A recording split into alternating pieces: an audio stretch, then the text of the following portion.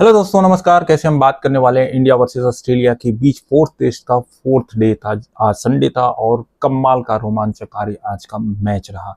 जिस हिसाब से इंडिया ने परफॉर्मेंस किया, पहले इनिंग में नीतीश रेड्डी ने जिस हिसाब से बैटिंग किया, सेंचुरी मारा और जो गैप था वो कम करते हुए 105 रन बनाए। उससे पहले अगर ऑस्ट्रेलिया की बात करें, जिस हिसाब से बैटिंग करा, 474 रन बनाए। कमाल का परफॉर्मेंस था टीम के द्वारा। उसके बाद चीजें बदली। जिस हिसाब से 105 रन लीड लेने के बाद एक टाइम ऐसा लग रहा था कि ऑस्ट्रेलिया आराम से ये मैच जीत सकती है। उसके बाद जिस हिसाब से बुमराह, मोहम्मद सिराज ने कमाल का परफॉर्मेंस किया, कमाल की बॉलिंग की, स्पेशली हम बात करेंगे बुमराह की, जबरदस्त बॉलिंग किया। और एक टाइम ऐसा हो गया कि 96 पे 6 विकेट गिर चुके थे और ऐसा लग रहा था कि इंडिया यहाँ से मैच निकाल लेगा। उसके बाद जो चीजें हुई, हम बात करेंगे जायसवाल का कैच जो उन्होंने लाबुशांगी का छोड़ा, उसके साथ 2 कैच और छोड़े थे। उन कैच छोड़ने की वजह से जो पार्टनरशिप डेवलप हुई लाबुशांगी और पैट कमिंस के बीच में, और उसके बाद लाबुशांगी के आउट होने के बाद भी जो कंटिन्यूटी रही, अपना नॉर्थन लैंड की बात करें और बोलैंड की बात करें, जो 50 रनों का पार्टनरशिप 130 जो कि रिकॉर्ड है। इससे पहले अगर हम बात करेंगे तो बहुत, पाकिस्तान वर्सेस इंग्लैंड था या ऑस्ट्रेलिया, उसकी अगर हम बात करेंगे तो बहुत पुराना 1962-65 के आसपास का जो मैच था, वो रिकॉर्ड अभी टूटने वाला है। कमाल का पार्टनरशिप रहा। मतलब आप समझिए, 10वें विकेट के लिए आप इतना लंबा पार्टनरशिप करते हैं तो बहुत सारी चीजें आप पे पक्ष में आती है। एक टाइम ऐसा लग रहा था कि इंडिया को टारगेट जो मिलने वाला है 220-250 के बीच रहने वाला है, लेकिन फिर बढ़ते बढ़ते ये 333 रन हो चुका है। लेकिन क्या इंडिया यहाँ से मैच जीत पाएगी? थोड़ा मुश्किल है। ऐसा नहीं हम बोल सकते कि इम्पॉसिबल है, लेकिन मुश्किल है। आज ये भी हो सकता था कि इतना बड़ा लीड देने के बाद ऑस्ट्रेलिया जो है इंडिया को बैटिंग करने बुलाती, लेकिन हुआ ऐसा नहीं। इसका मतलब ये दर्शाता है कि इंडिया से ऑस्ट्रेलिया के जो कैप्टन है पैट कमिंस अनसिक्योर महसूस कर रहे थे कि यार हो सकता है ये चीज करें, क्योंकि अगर आप देखेंगे इससे पहले 328 रन ब्रिस्बेन में इंडिया ने चेस किया था। आपको याद होगा 2021 की बात है, जिसमें गिल ने शानदार बैटिंग की थी, 90 रन बनाए थे, 89 रन ऋषभ पंत, चेतेश्वर पुजारा ने 52। तो जबरदस्त परफॉर्मेंस था और वो मैच अभी तक का चेस करते हुए इंडिया का ऑस्ट्रेलिया के अगेंस्ट हाईएस्ट रहा है।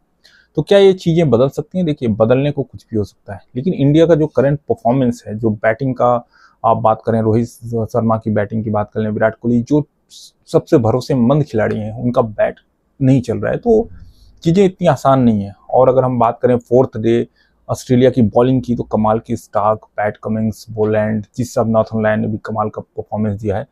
तो आप देखेंगे तो इंडिया की जीत के चांसेस थोड़े कम है। 70% ऑस्ट्रेलिया, अगर जीत की बात करें तो 70% ऑस्ट्रेलिया की साइड जा सकता है और 30% इंडिया।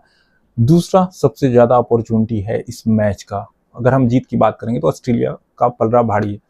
लेकिन सेकेंड चीज, अगर हम जब डिस्कस करते हैं कि ये मैच के रिजल्ट आ सकता है क्या, तो रिजल्ट आने के चांसेस थोड़े से कम हो जाते हैं, क्योंकि इंडिया चाहेगी कि इसको ड्रा कराए, लेकिन इंडिया के ड्रा कराने से इंडिया को नुकसान ही है, फायदा नहीं है, क्योंकि आप जो वर्ल्ड कप टेस्ट में आपका जो टिकट मिलने वाला वो यहाँ से उसके रास्ते बंद हो जाएंगे, क्योंकि साउथ अफ्रीका ऑलरेडी एक मैच जीतना था पाकिस्तान को हरा के, उसने ऑलरेडी हरा चुका है टेस्ट मैच में पाकिस्तान, तो उसका तो पक्का है। और ऑस्ट्रेलिया भी लगभग पहुंच चुकी है। तो चीजें इंडिया के लिए डू और डाई सिचुएशन है। क्या क्या चीजें अच्छी हुई उसके बारे में हम डिस्कस करेंगे, और क्या कल हो सकता है उसके बारे में भी हम डिस्कस करेंगे। अगर आपने चैनल को सब्सक्राइब किया है तो सब्सक्राइब कर दीजिए, जिससे कि लेटेस्ट वीडियोस आपको मिलते रहे। और कमेंट करना ना भूलें कि आज जो इंडिया का बाउंस बैक था, कमाल का था या नहीं। देखिए, कुछ रिकॉर्ड ऐसे हैं जो बनते ही टूटने के लिए, जैसे कि इससे पहले अगर देखा जाए हाईएस्ट विकेट टेकर जो थे तो कपिल देव साहब थे। 192 की बात करें तब उन्होंने विकेट लिया था 25, एक सीरीज की मैं बात कर रहा हूँ ऑस्ट्रेलिया के अगेंस्ट। तो उसके बाद बुमराह ने आज जब उनके ओपनर सैम को आउट किया तो 26 विकेट लेके रिकॉर्ड तोड़ा। उसके बाद बाकी भी विकेट उन्होंने चटकाए। ओवरऑल देखा जाए, जिस हिसाब से बुमराह का परफॉर्मेंस चल रहा है, जिस हिसाब से बुमराह बॉलिंग करते हैं, आप टेस्ट में देख लीजिए, वनडे में देख लीजिए, T20 में, मुझे नहीं लग रहा कि हाल फिलहाल में इस टाइप का कोई बॉलर है। और ना ही इससे पहले अगर हम बात करें बुमराह की, अगर कंपैरिजन करते हैं तो हम मैग्रा की बात कर सकते हैं, हम बात कर सकते हैं शोएब अख्तर की, वकार यूनिस, वसीम अकरम। इस टाइप का जो एक टाइम था कि बॉलर जबरदस्त होते थे, बैट्समैन को खेलने से डरते थे, उसी टाइप की ये बॉलर हैं। बहुत सारे ऐसे, अगर आप 200 विकेट लेने वाले टेस्ट में बॉलरों की अगर कंपैरिजन करेंगे और उनको एवरेज देखेंगे तो बुमराह टॉप पे है, 90 पॉइंट समथिंग के एवरेज से टॉप पे है। उसके बाद कर्टली, एम्ब्रोज हैं और बाकी खिलाड़ी।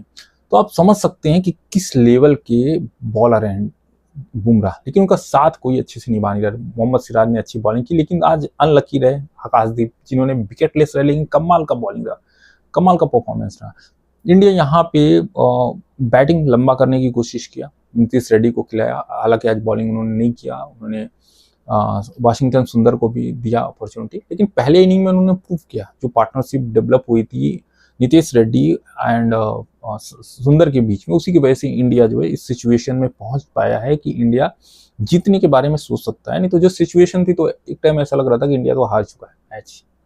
दूसरा सबसे बड़ी बात, आपने बैटिंग तो लंबी कर ली, लेकिन बॉलिंग, अगर ये तीनों बॉलर जितना एफर्ट डाले, एक तेज गेंदबाज और अच्छा रहा होता तो शायद चीजें और कंट्रोल में रहती इंडिया के। फिर भी ठीक है, क्योंकि आपने उनकी जगह पे 3 बैट्समैन ऑलराउंडर खिलाए हुए, जो कि बहुत काम आएंगे। आप देखेंगे जिस हिसाब से नीतीश रेड्डी का परफॉर्मेंस रहा, रविंद्र जडेजा की हम बात करें, बैटिंग जबरदस्त रही, या हम बात करें वाशिंगटन सुंदर की, तो ओवरऑल कहीं ना कहीं जब आप टीम को बैलेंस करने की सोचते हैं तो कहीं ना कहीं ऊपर नीचे कुछ न कुछ चीजें हो जाती हैं। जब अच्छी होती है, जैसे पहले इनिंग में अच्छी हुई, 374 के आसपास आपने रन बनाया, तब ऐसा लगा कि 369 रन बनाया, तो ऐसा लगा कि आपने चीजों को कंट्रोल में किया। अगर 105 रन लीड लेने के बाद ऑस्ट्रेलिया इतना स्ट्रगल कर रही है, तो इंडिया ने कमाल का परफॉर्मेंस दिया, इसमें डाउट करने की कोई बात ही नहीं।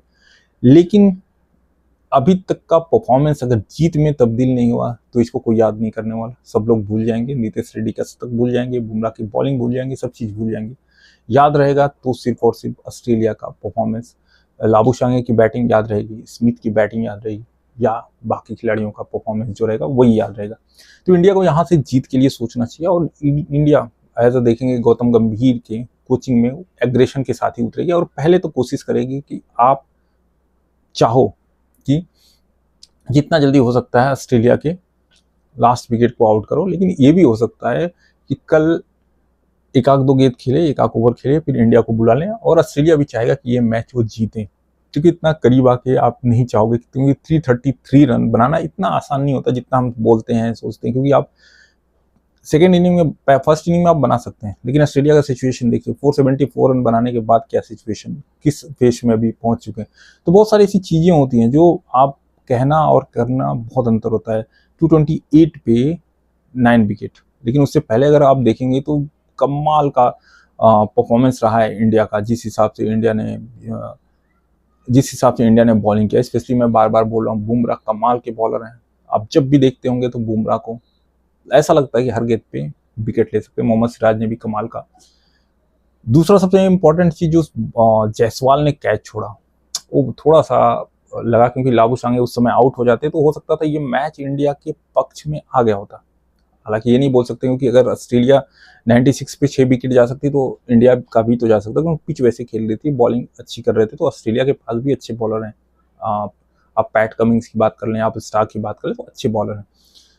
तो पिच धीरे धीरे बॉलरों को थोड़ा बहुत मदद करेगी, ये तो होने वाला है। लेकिन जिस हिसाब से लाबुशांगे ने कमाल का परफॉर्मेंस किया, जबरदस्त रन बनाए, वो रन इंडिया के लिए कर गया, और लास्ट विकेट के लिए जो 50 रन ऐड कर दिए, वो तो बहुत बहुत, मतलब अगर देखा जाए तो एक रिकॉर्ड ही है। और इस रिकॉर्ड को तोड़ने के लिए इंडिया को भी कुछ कमाल करने पड़ेंगे। जैसे कि मैंने बताया, इससे पहले 1961 में ये स्कोर बना हुआ था, 1961 के बाद ये आज रन बना है। और दूसरा सबसे इम्पोर्टेंट चीज है कि इसमें कौन खुश है, इंडिया या ऑस्ट्रेलिया। अगर देखा जाए तो एक टाइम ऐसा लग रहा था कि यार ऑस्ट्रेलिया आराम से जीत जाएगा, उसके बाद एक टाइम ऐसा लगा कि इंडिया आराम से जीत जाएगा। तो दोनों के लिए बराबर है। 96 पे 6 विकेट गिरने के बाद ऑस्ट्रेलिया भी सोच रही थी यार हम तो बहुत बुरे फंस गए, अब तो जीतना यहाँ से बहुत मुश्किल है।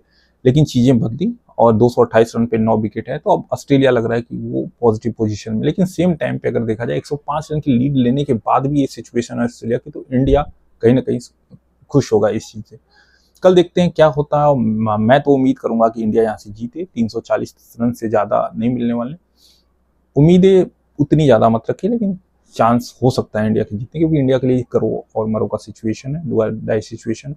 आई होप ये वीडियो आपको पसंद आए तो लाइक करें, सब्सक्राइब करें, और आप बताओ कि बुमराह के साथ कौन एक बॉलर ऐसा रहता है जिससे जोड़ी बहुत जमती। चलिए मिलते हैं नेक्स्ट वीडियो में। जय हिंद।